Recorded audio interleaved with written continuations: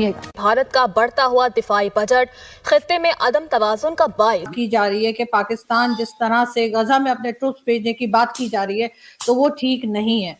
जुनून खित्ते के लिए बड़ा खतरा बन चुका है। मार्का हक में हजीमत उठाने के बाद भारत की ऑपरेशन सिंदूर 2 की तैयारियां शुरू हो गई हैं। हथियारों और दिफाई साजो सामान की खरीदारी तेज कर दी गई। मोदी सरकार का माली साल 2026-27 के दिफाई बजट में 20 से 25% तक इजाफे पर तबाही। और सरसों का तेल 500 रुपए 500 रुपए। आटा कितने 120 और चीनी 200 रुपए और oil 470। I am very sure एक जो IMF के लोन वाला जो मामला है वो भी आपके फेवर में US में ट्रम्प करवा पा रहे हैं, इसमें कोई डाउट नहीं। मुझे ऐसा भारत का बढ़ता दिफाई बजट खित्ते में अदम तवाजुन का बाइस। भारत के जारहाना अज़ाइम की वजह से जनूबी एशिया का खित्ता हमेशा खतरात से दो चार रहा। नहीं करेंगे। तीसरी बात, आपकी जो ओपन डिक्लेयर्ड पॉलिसी रही है पाकिस्तान की कि you are anti Israel and pro Palestine, इस वजह से आप नहीं रख सकते हो। अच्छा, नमक वगैरह तो होगा? नमक की कितने की थैली दिखाना? नमक की थैली है 10 रुपए की।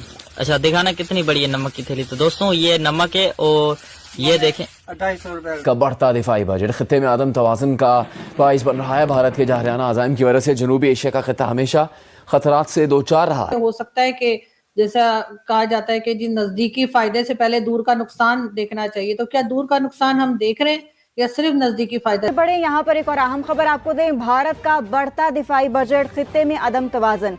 भारत के जारहाना अज़ाइम। भारत ने हथियारों और दिफाई साजो सामान की खरीदारी तेज कर दी है। पाकिस्तान के मुकाबले में भारत मुसलसल दिफाई बजट में इजाफा कर रहा है। My God! तो ये अहम खबर है, आपको अपडेट करें इस हवाले से। भारत का बढ़ता दिफाई बजट खित्ते में अदम तवाज़ुन। भारत के जारहाना अज़ाइम। जनूबी एशिया खतरात से दो चार। भारत ने हथियारों और दिफाई साजो सामान की खरीदारी तेज कर दी है। कटा है। अच्छा, ये व्हाइट नमक है 250 रुपए का। कटा कितनी आती है कट्टे में? कट्टे में 24 थैली है। 24 थैली है 40। नमस्कार दोस्तों, भारत ने अपना डिफेंस बजट 26% बढ़ा दिया है। ऐसा लग रहा है कि जो नेक्स्ट बजट आने वाला है 26-27 का, उसमें डिफेंस बजट लगभग 26% बढ़ जाएगा। और ये सुनते के साथ ही पाकिस्तानी मीडिया के हाथ पैर फूल गए हैं। कंडीशन इनके यहाँ है कि ये भी अब कह रहे हैं कि हम ज़्यादा पैसा खर्च करेंगे, लेकिन इनके यहाँ कंडीशन ये बन चुकी है कि महंगाई आसमान पे है और चीनी 200 रुपये किलो, सरसों का तेल 500 रुपये किलो, ये सारी कंडीशन इनके यहाँ बन गई है।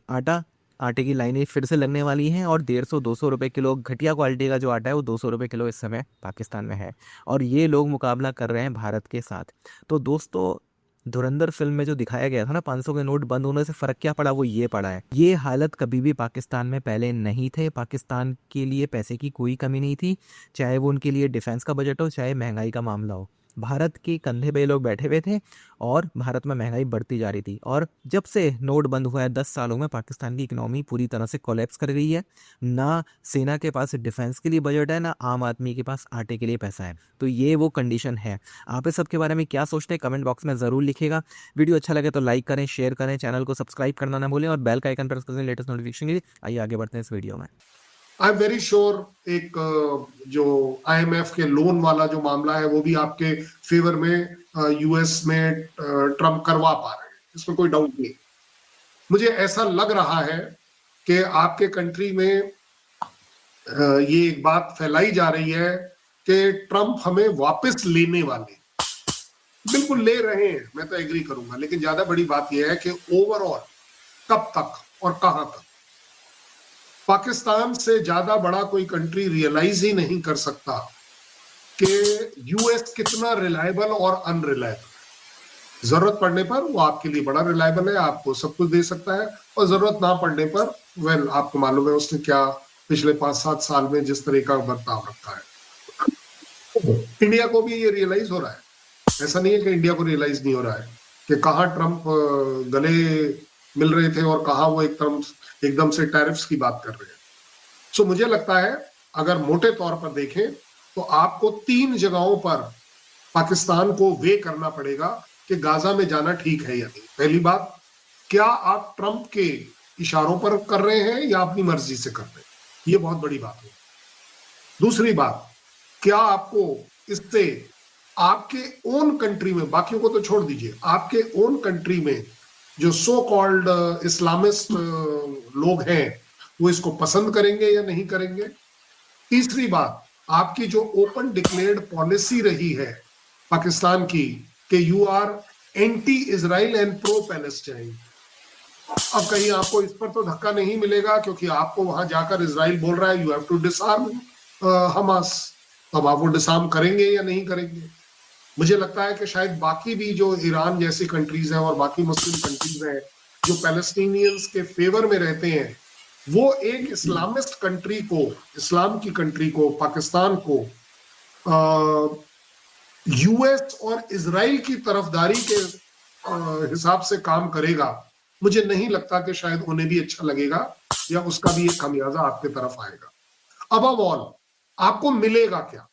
इस समय आपको एक ही चीज मिलेगी कि IMF वाला लोन या ट्रम्प का इन्फ्लुएंस ऑन लोन, यही मिलेगा। कोई इन्वेस्टमेंट नहीं आने वाली, कोई बड़ी मेजर चीजें नहीं चेंज होने वाली, क्योंकि आपके यहाँ तकलीफ ये है कि भारत तो बड़ा एम्बिशियस उसकी ये सोच लगती है और अग्रेसिव इंटेंट है। जिस तरीके से उन्होंने बजट में ये 26% इजाफा किया है, तो ये क्लियर इंडिकेटिव है कि उनकी जो अज़ाइम है वो जारहाना है और उन प्लेटफॉर्म्स में इन्वेस्ट कर रहे हैं जिस तरह के वो हाई परफॉर्मेंस एयरक्राफ्ट हैं और रेडार डिफेंसेस हैं, उसके बाद बख्तरबंद गाड़ियां हैं और सबमरीन, स्कॉर्पियन सबमरीन है, वो लेने की कोशिश कर रहे हैं। तो ये सारे इंटेंट उनकी जारहाना है और जब इतनी बड़ी इकॉनमी और उसका एक 26% और इजाफा करके, तो वो पिछली मरतबा 87 अरब था, तो इस मरतबा वो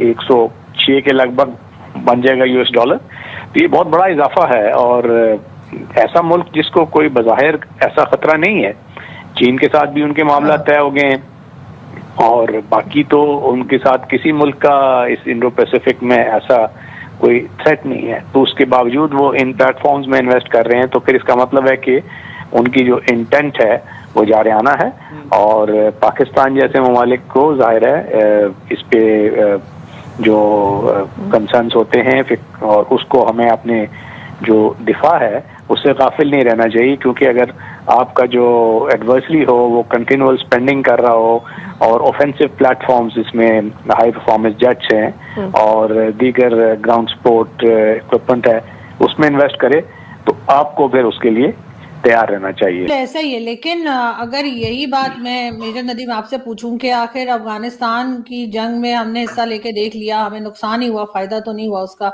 आज अफगानिस्तान के साथ टर्म्स खराब हो चुके हैं और 20 साल हम उस जंग में लगे रहे, हालांकि कहा यही जाता है कि दूसरे की जंग में हम गए। तो अब एक बार फिर अगर हम गजा की तरफ जाते हैं तो आपको नहीं लगता कि हो सकता है कि जैसा कहा जाता है कि जी नजदीकी फायदे से पहले दूर का नुकसान देखना चाहिए, तो क्या दूर का नुकसान हम देख रहे हैं या सिर्फ नजदीकी फायदा देखा जा रहा है? देखिए, एक तो मैं आपको ये क्लियर कर दूं कि अफगानिस्तान में भी आपने कहा जो हम गए, तो हम किसी के कहने पे नहीं गए बल्कि अपनी बॉर्डर की सिक्योरिटी के लिए गए। अगर आप देखें तो USSR उस वक्त उनकी पूरी कोशिश थी कि वार्म वाटर्स की तरफ उन्होंने आना है और वो खाली अफगानिस्तान की बॉर्डर लाइन पर, ड्यूरल लाइन पर नहीं रुकते बल्कि उन्होंने बहरे अरब तक आना था। तो वी फॉट दैट वॉर और अल्हम्दुलिल्लाह हमने USSR को ब्रेक भी किया और सारी दुनिया इसको रिकग्नाइज भी करती है। उसके बाद अमेरिकन जिस तरह से आए, डेफिनेटली उसमें अमेरिकन एक बदमाश हैं, उन्होंने आपने देखा कि किस तरह से उन्होंने पाकिस्तान को फोर्स भी किया। तो पाकिस्तान को ने उस जंग में जो आप कहें तो पाकिस्तान ने अपनी बॉर्डर को सिक्योर किया, पाकिस्तान ने अपने ट्रुप्स अफगानिस्तान में नहीं भेजे। जो भी थे मुजाहिदीन जो अमेरिका ने इधर उधर से लाया, उनको ट्रेन किया वेरेवर, और उन्होंने उससे अफगानिस्तान में जंग लड़ी। डेफिनेटली हमें उसका भी